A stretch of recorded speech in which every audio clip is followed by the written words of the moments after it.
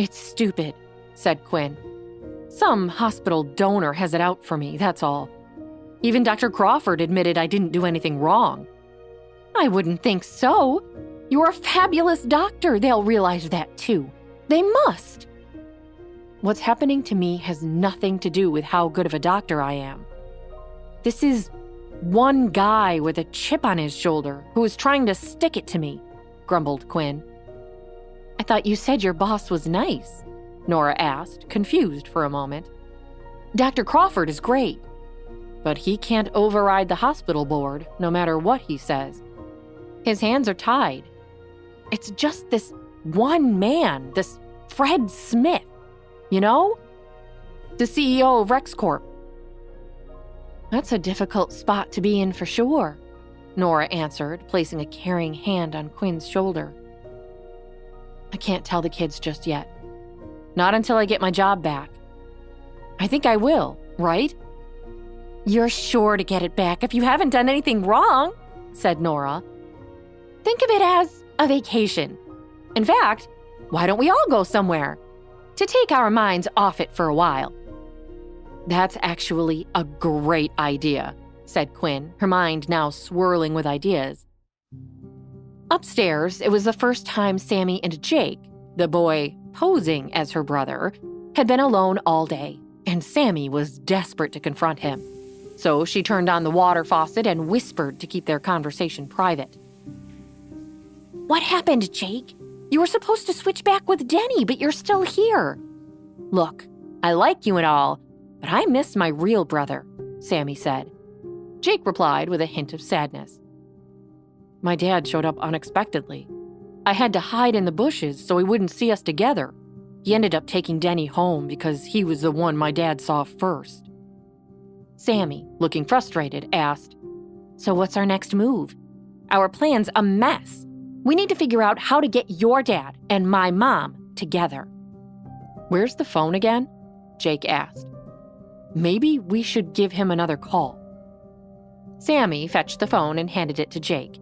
After he dialed his home number, Jake passed it back to her. Hello?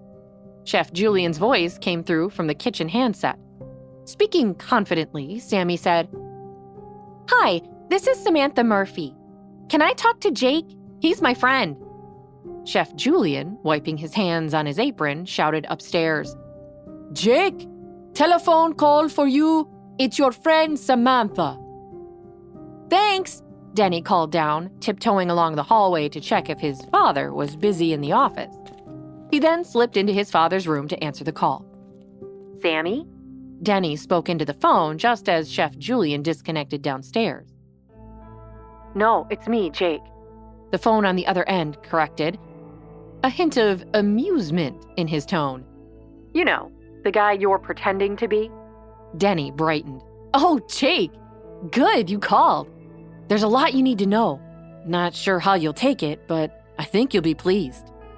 Jake's voice dropped to a whisper. What happened? Tell me everything. Denny paused for a moment before answering. Your dad threw your mom out, so it's safe for you to come back home now. Really? Like, really? For real? Did he throw her out for good? Asked Jake, incredulous. It was more like the security guards who actually threw her out, but yeah, your dad's sending all her stuff to her. He changed the locks and everything, so we can switch back. I don't know how we do that, though. Your dad is taking me to Dragon World on a special trip. Oh, wow! My dad's so cool. I want to go to Dragon World, crowed Jake. Yeah, he actually really is, man, said Denny.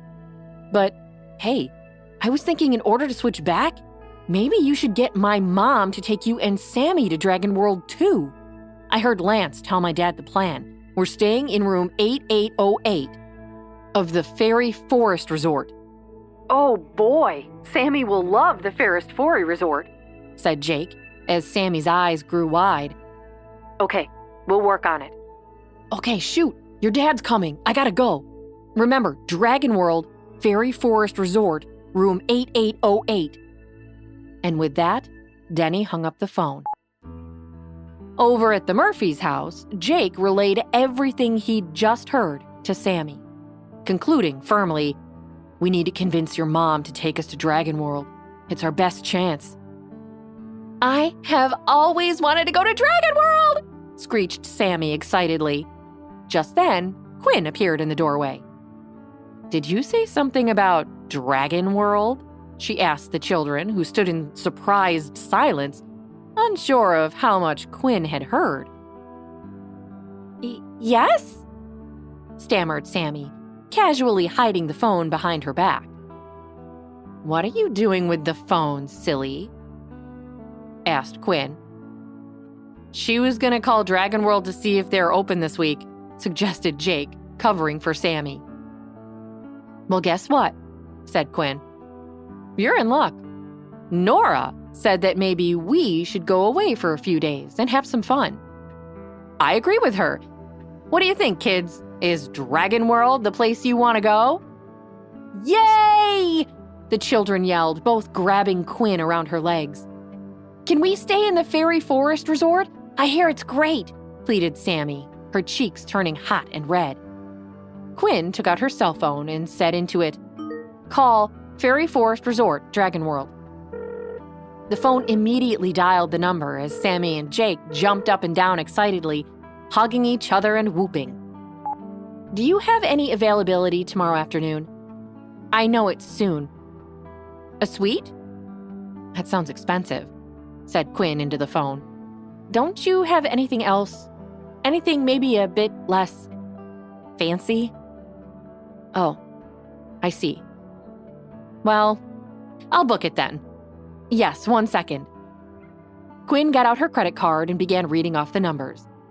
This trip would be expensive, but Quinn realized that her children would only be young once, and it wouldn't be long until she was back at the hospital and too busy to go.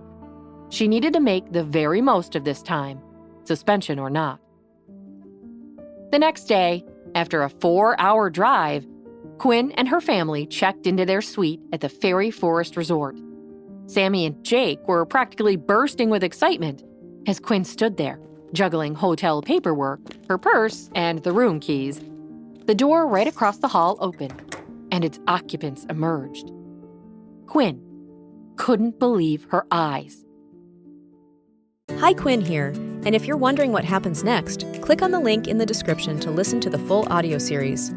You can also watch the next episode here in the playlist.